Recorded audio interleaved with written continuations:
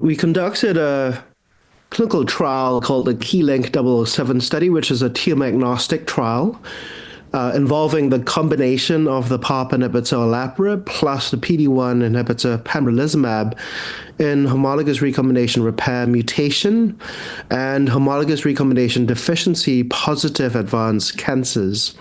The background to this is that mutations in HRR mutation and/or homologous recombination deficiency rely on PARP enzymes for DNA repair.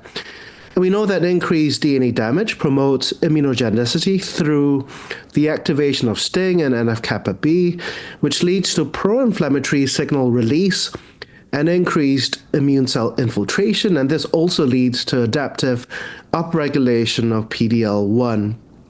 And so this Phase II tumor-agnostic trial evaluated the combination in patients with previously treated HRRm, including BRCA1 and 2 mutations, or HRD-positive advanced solid tumors.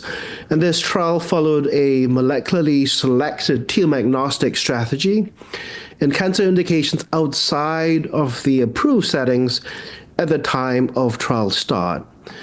We enrolled patients into three cohorts depending on centrally confirmed tumor biomarker status using the Lymphasa HRR-HRD assay. In subgroup 1, we enrolled patients with BRCA1 and BRCA2 tumors. In subgroup 2, we enrolled patients with non-BRCA HRR mutation tumors.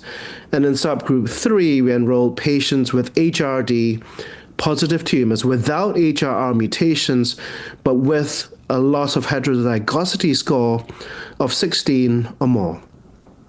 To the best of our knowledge, this is the largest data set of molecularly selected patients with HRR mutations or HRD positive tumor-agnostic advanced cancers who are treated with this combination of a PARP inhibitor and a PD-1 or PD-L1 inhibitor combination therapy.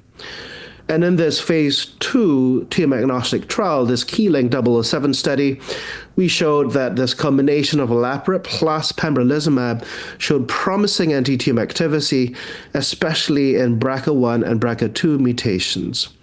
For example, we showed that the median duration of response was 19.1 months in the subgroup of patients with BRCA1 and BRCA2 mutations. And this was despite using a molecularly selected strategy in multiple indications where Olaparib and/or Pembrolizumab are not currently approved. Overall, this combination also demonstrated a manageable safety profile with no new safety signals. And currently, biomarker analyses are currently ongoing for other predictive biomarkers of response.